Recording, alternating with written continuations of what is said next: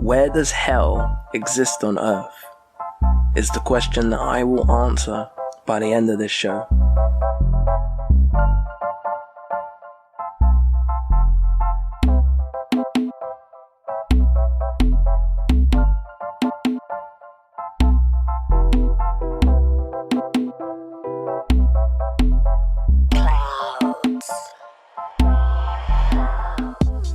Hello and welcome to the third episode of The More You Know Mondays.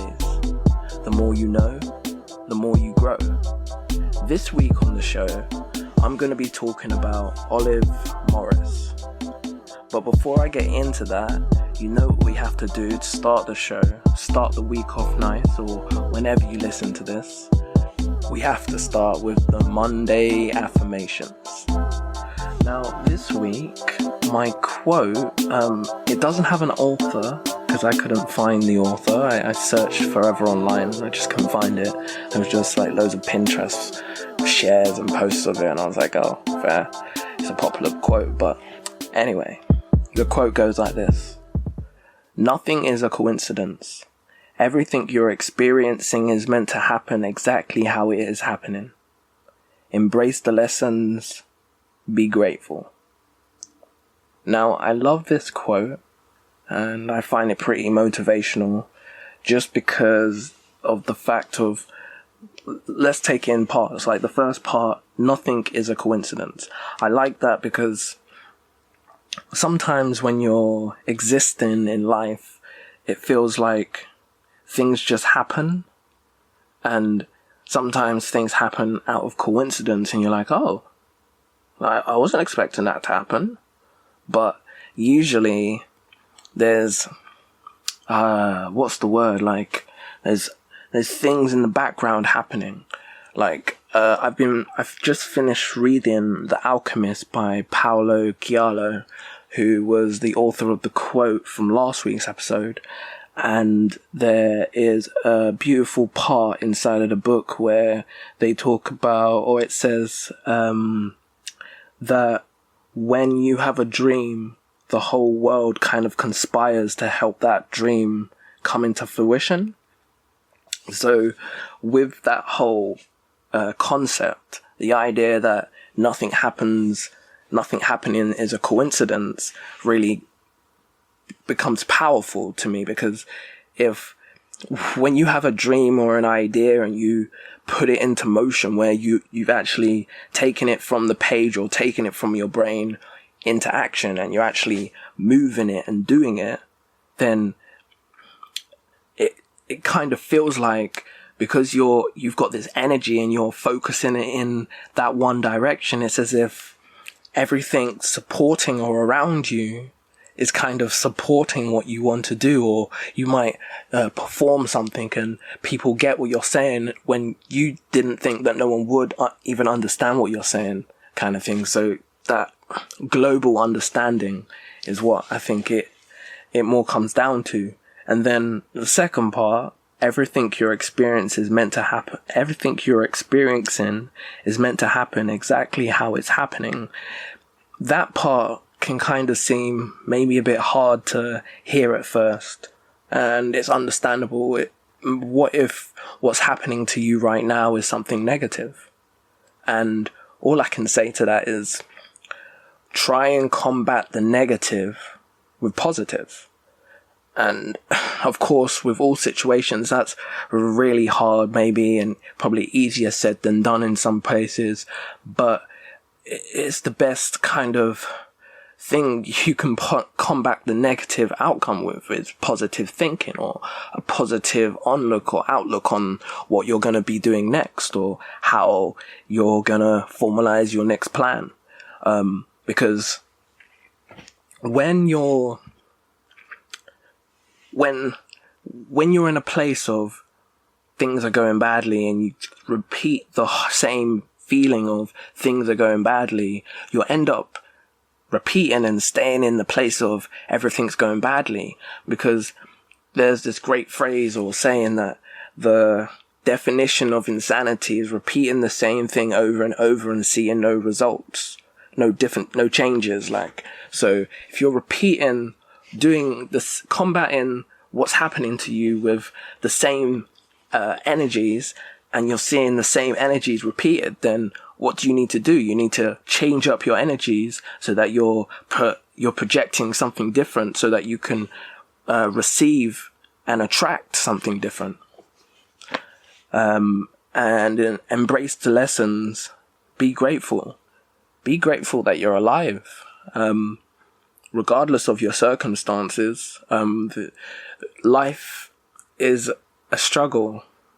You could be rich or poor, and life is a struggle.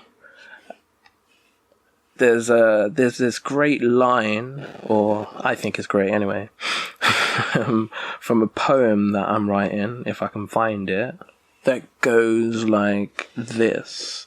Struggle is the flame that forges your soul into steel. If the furnace isn't working, then the fire won't wield.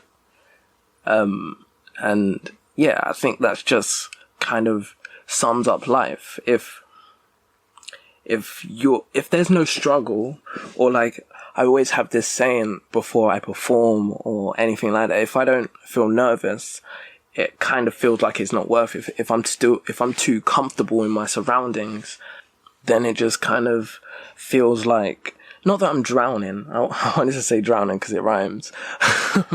But it kind of feels like, not that I'm not achieving, but I'm coasting and I'm not challenging myself.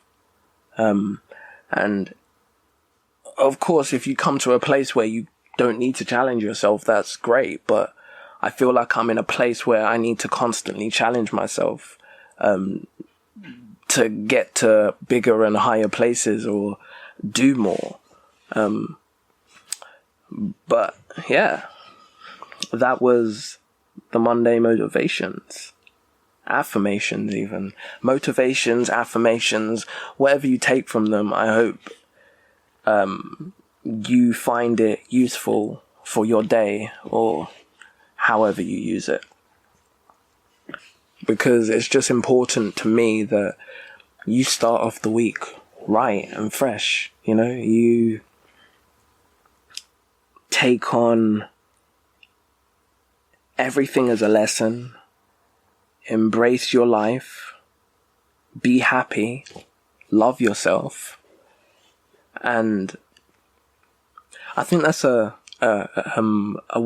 point that I will talk more about, loving yourself, because I feel like I might love myself a bit too much. But at the same time, is that even a thing? Can I love myself too much? No, of course I can't. Because I am myself. When I'm left alone with my thoughts, it's my thoughts. So I better love my thoughts, otherwise I'm going to be tortured by my own thoughts, which is horrible. I'll just be sat there tortured, not being able to move forward. But yeah, if you don't love yourself, how do you expect to love anyone else? Because for most things, you need to start at home. My mum's always saying to me, like, when she says things to me, it's better that I tell you than you be out on road and one of your friends embarrasses you, you know? So with that in mind, it's better you start from inside and love yourself before you go out there and try and love other people. But I think that's a really important thing. Love yourself. Because when there isn't anyone out there that does love you, or other than your family, I mean, if you're single and you don't have a partner, when there is no one that loves you like that, then you have to love yourself. Because there's no one else. But I'll leave Monday affirmations there and keep it moving onto the episode, which where we will be I got there in the end, where we will be talking, or I will be talking about Olive Morris. So the reason why I wanted to talk about this lady is she first came into my scope of knowledge on, what was the date? It was the 26th of June, 2020. And I went on to Google to do a search, and I saw this Google wall graffiti with Olive Morris's face in the wall, and I clicked on it. I was just like, yo, what's this?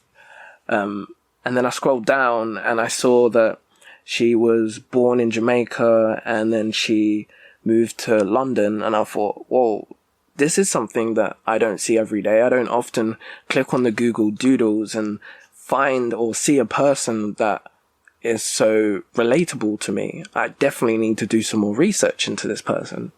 So on just the overview from Wikipedia, what they show on Google, it said some interesting things. It says that she was a Jamaican-born community leader, an activist in Britain, British feminist, an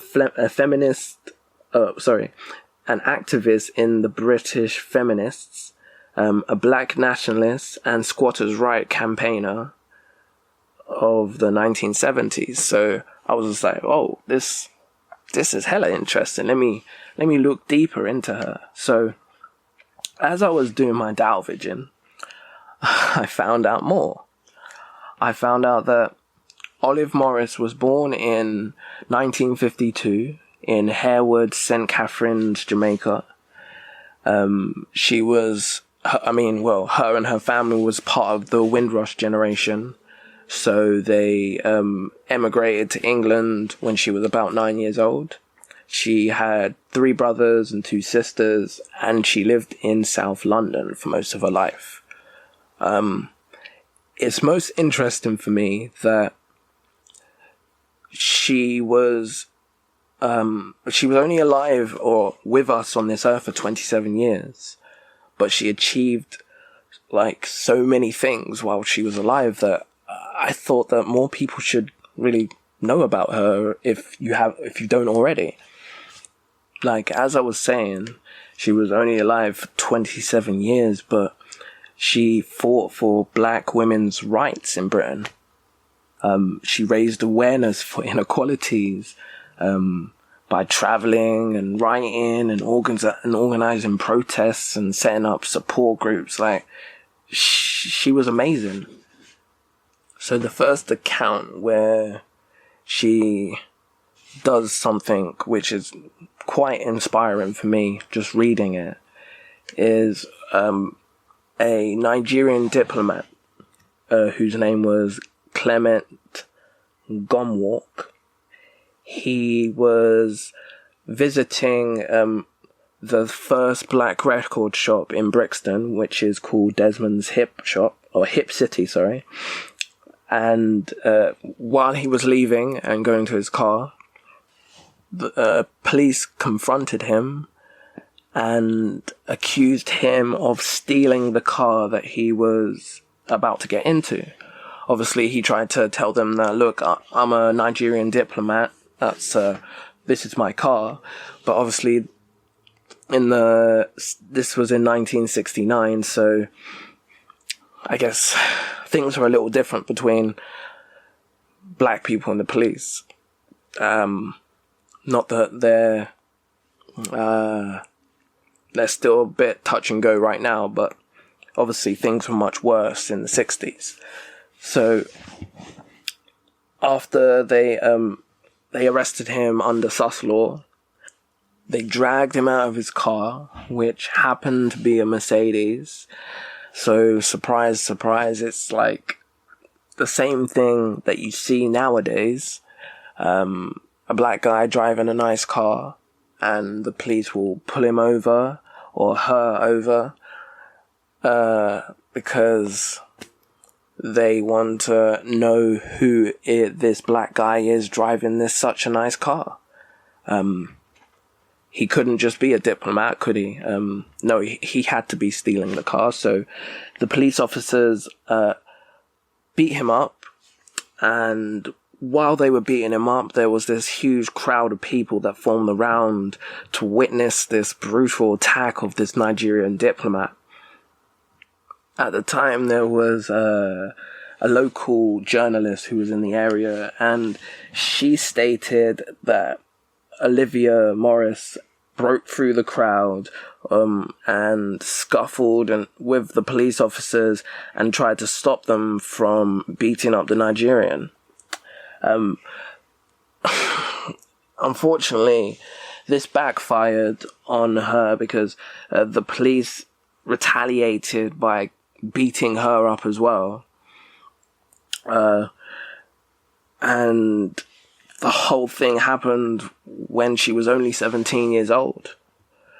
Now, obviously, when the situation rather escalated, it was because the crowd were blowing up about the treatment of the Nigerian diplomat and how, the police were dragging Morris and beating her up and stuff like that. Well, she was just screaming, "I've done nothing.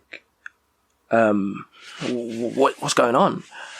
The weirdest thing that I found from the research is that, or not even the weirdest thing, the most interesting, it's not most interesting, another interesting thing from the attack was that she was beaten up by the police, which was horrible, but also when they were beating her up, she was obviously telling them that she was a female, she was a girl, but because she had short hair, but the officers didn't believe her and they continued to beat on her. It even goes further to say that on Olive Morris's own account, she describes her treatment in prison to be even more disgusting in the sense that they forced her to prove that she was a real woman, and there's even reports that she was threatened with rape. With that being said, her brother described her injuries from the incident and said that he could hardly recognize her face, that she was beaten so badly. When she was arrested, she was also fined £10 and given a suspended sentence.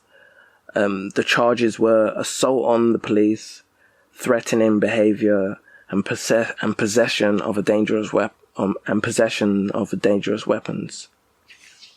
Though in the early 70s, Morris became a member of the youth section of the British Black Panther movement, which was later named the Black Workers Movement. This was also alongside Linton Kwesi Johnson and Clovis Reed. If you're not aware or you don't know who Linton Kwesi Johnson is, then if you've seen The Crown, he's in the episode of The Crown, and also he is a Jamaican dub poet and activist who has been based in the United Kingdom since 1963. Interesting, probably not very well known fact, but he became the second living poet and the only black poet to publish in Penguin's Modern Classic series. So, it's possible. Anything's possible. That's all I can say.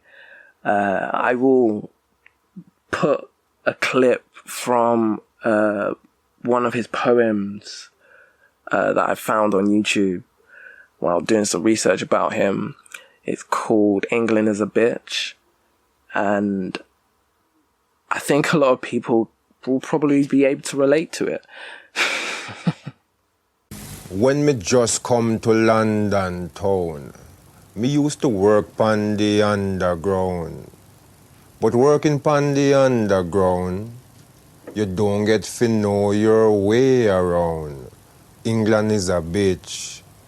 There's no escaping it. England is a bitch. There's no running away from it. Me get a little job in a big hotel, and after a while me was doing quite well. Them start me off as a dishwasher. But when me take a stock, me not turn clock watcher. England is a bitch. There's no escaping it. England is a bitch. Nobody try to hide from it. When them give you the little wage packet, first them rob it with them big tax racket. You have to struggle to make ends meet. And when you go to your bed, you just can't sleep. England is a bitch. There's no escaping it. England is a bitch for true. I no lie me a tell a true. Me used to work dig ditch when it cold no bitch. Me did strong like a mule, but boy me did fool. Then after a while me just stop the overtime. Then after a while me just put on me tool. England is a bitch. There's no escaping it. England is a bitch. You have to know how to survive in it. Well, me do day work and me do night work. Me do clean work and me do dirty work. Them say that black man is very lazy. But if you see how me work, you would have said me crazy. England is a bitch. There's no escaping it.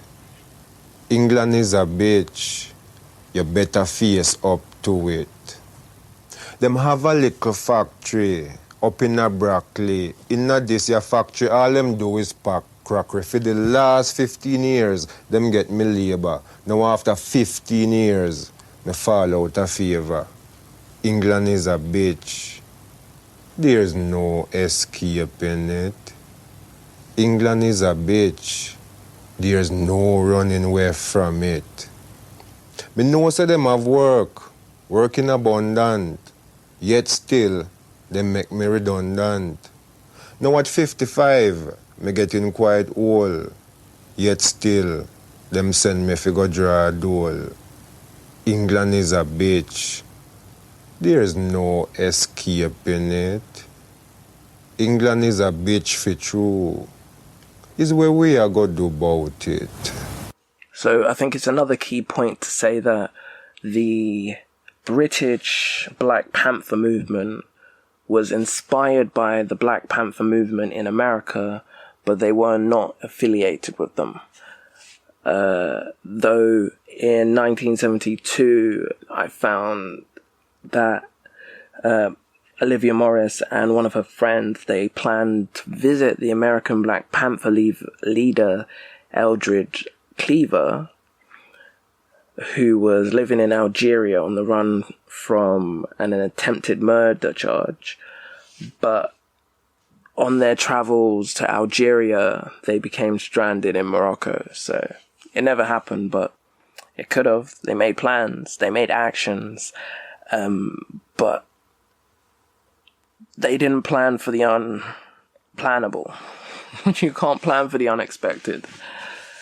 So Olivia Morris also co-founded the Brixton Black Women's Group in 1974,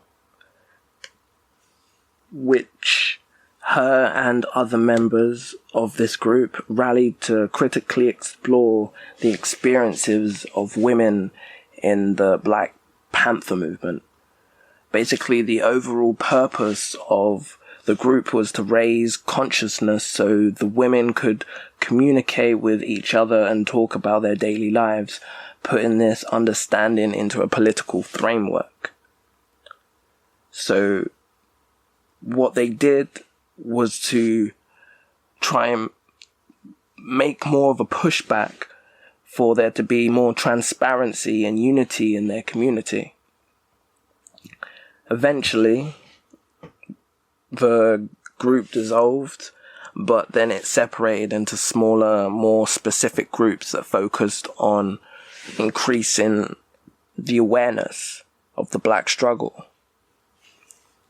Before this, though, in 1973, she was a big supporter in squatting in Brixton. She participated in lots of other activities, which also included squatting in buildings. But it was for a good cause. It was to establish self-help community spaces. She's most famously known for squatting in 121 Rattling Road in Brixton with her friend Liz Obi, which is the same friend that she travelled to Algeria with. Well, not Algeria. She tried to get to Algeria, or they tried to get to Algeria, but ended up in Morocco.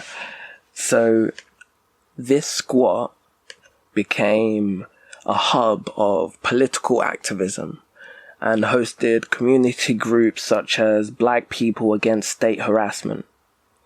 The building where the squat was situated was also the site of the first Black community bookshop in Brixton, which was called Saba Bookshop, which remained in that location for a while before moving on elsewhere. After it was no longer a space for Saba Bookstore, it was known as 121 Central. And 121 Central was a squatted, self-managed social centre in Brixton, which started in 1981 and continued until 1999. It was an anarchist social centre. The venue hosted a bookshop, a cafe, info shop, library, meeting spaces, office spaces, painting facilities, and rehearsal spaces. Which is pretty cool. I didn't even know that place had existed. It's also interesting to state that she didn't just stay in London. No. Olivia Morris also travelled and studied at Manchester University between 1975 and 1978. And don't think that her going to university stopped any of her activism, because she just kept it moving. She kept it going. She just moved to a new city and just picked back up again. So while she was away from London and in Manchester, she co-founded the Manchester Black Women's Cooperation and the Black Women's Mutual Aid Group with activists in Manchester such as Kath Locke and Eloise Edwards. She also helped to establish a supplementary school after campaigning with local Black parents for better education provisions for their children. So this amazing woman just kept the energy going everywhere she I just see a common through line through her whole story, that everywhere she goes, and if she sees injustice, she's not just sitting there and just, they didn't have Twitter back in those days, so there was no, I'm going to tweet about it. No, she was out there seeing what the problem was, finding out how she can fight against it, and fighting back, because she saw the injustice and she saw where she could make a difference, where she could inspire other people to make a difference or make positive changes within her community, which is beautiful. And not enough people are doing that within the community. So we need to see more of that. And the fact that she was able to achieve so much and make her life ripple into affecting all these other people's lives, including mine. I'm just grateful.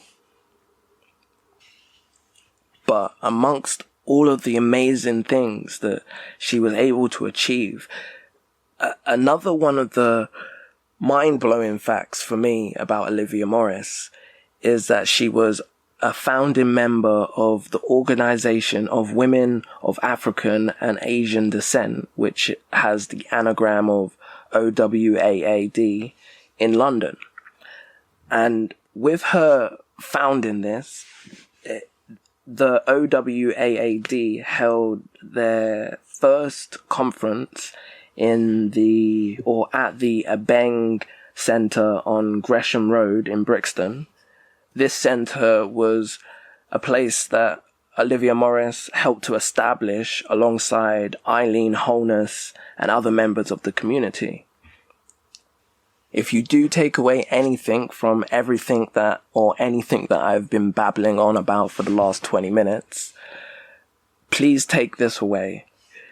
Along the AWAAD, which is the Organization of Women of African and Asian Descent, and the Brixton Black Women's Group were the first organizations for black women in the United Kingdom. The first ever organizations to ever be established. Olivia Morris was part of that. Now, unfortunately, Olivia Morris, like I've been saying throughout the whole of this episode, she was taken away from us too soon, and she became ill during a trip to Spain, which was in 1978. When she returned to London, she was diagnosed with non-Hodgkin lymphoma, which is, if I'm not mistaken, a form of cancer. Yeah, it's a form of blood cancer. So she was diagnosed with non-Hodgkin lymphoma, sorry. And she underwent treatment, which was unsuccessful, unfortunately. And she died on the 12th of July, 1979, at St. Thomas Hospital in Lambeth, and was buried in Streatham Valley Cemetery when she was 27 years old. Gone way too soon, but she established and achieved so much in her short time. That story and her life gives me not only more life, but it gives me mad amount of motivation, because it lets me know that it doesn't matter how long you're here for. It's just about the things you do, because if you do some great things, you will be remembered. And like all good people or great people that are remembered, Olivia Morris is no different. So Lambeth Council have named one of their key buildings after her, and they did this in 1986. They named the building after the Brixton riots, which happened the previous year, which would have been 1985. Quick maths.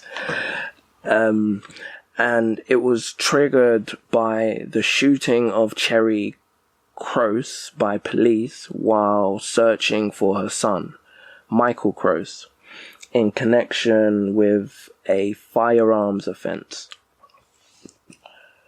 But yeah, I'm going to go into that with more detail on another episode, so stay checked for that.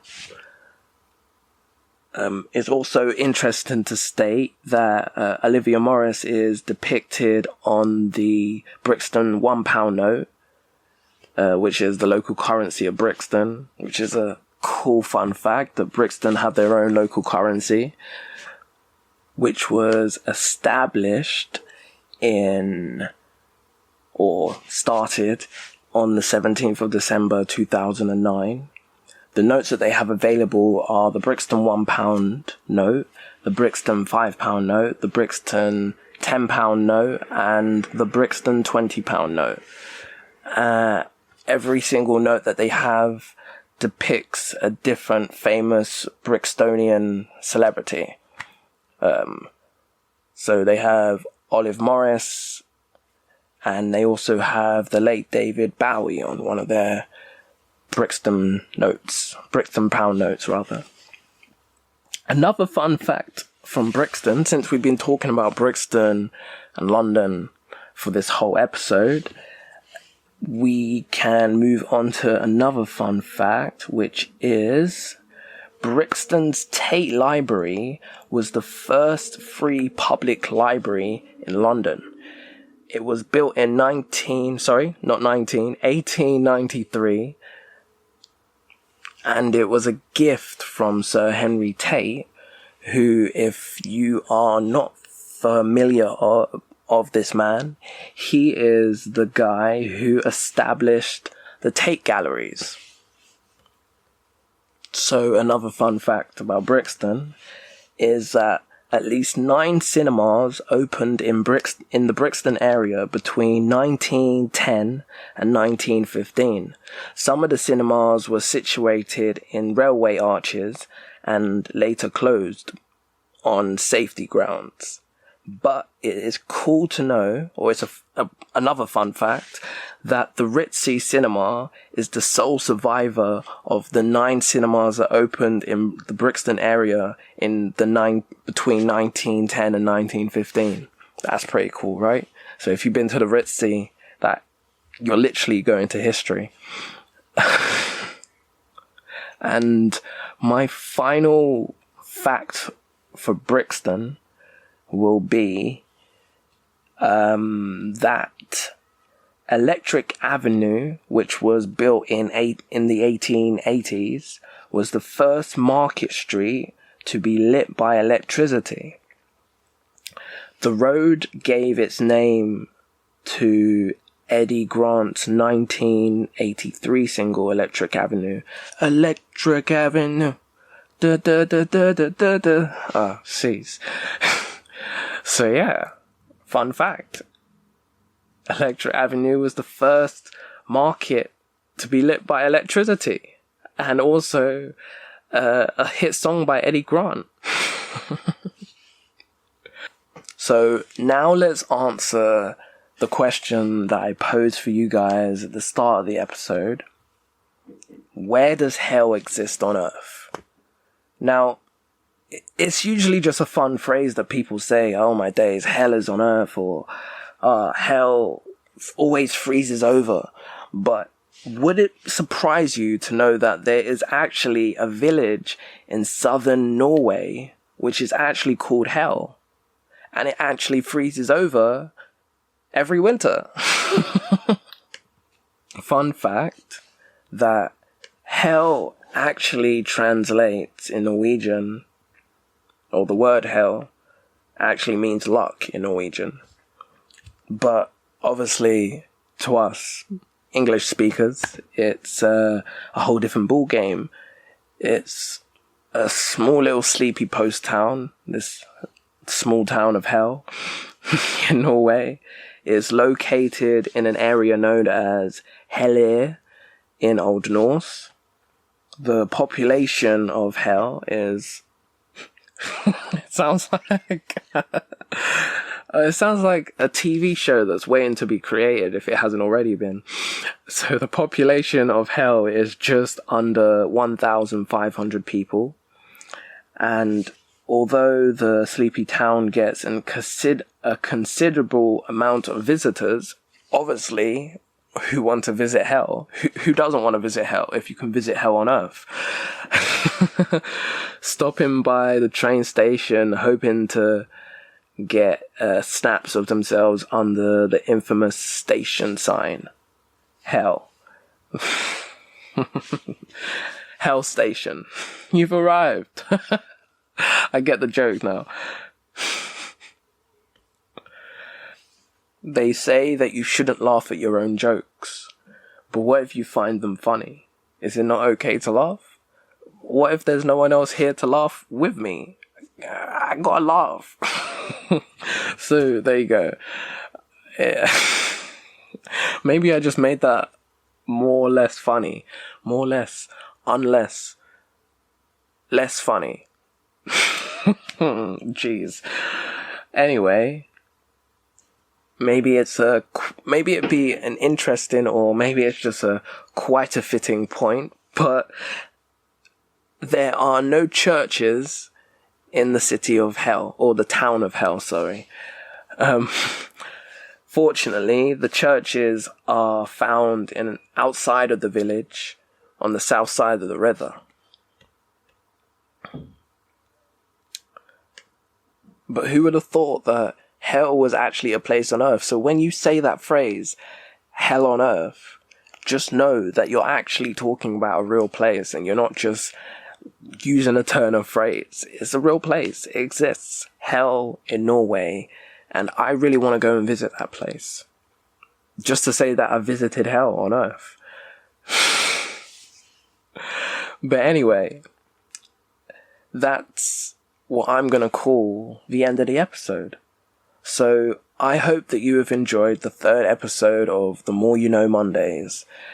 This week, where we have been talking about Olivia Morris. Please do more research about Olivia Morris if you found any of this interesting, because there's much more about her than I've mentioned, and more people should just research into things and find out about interesting people, because it's cool, and you learn more about yourself by learning about other people and seeing what they've experienced and seeing what they're going through, and then you maybe see how there's correlations or similarities in your life, or how you can relate to that struggle or that fight, and how you can adapt it into your own life.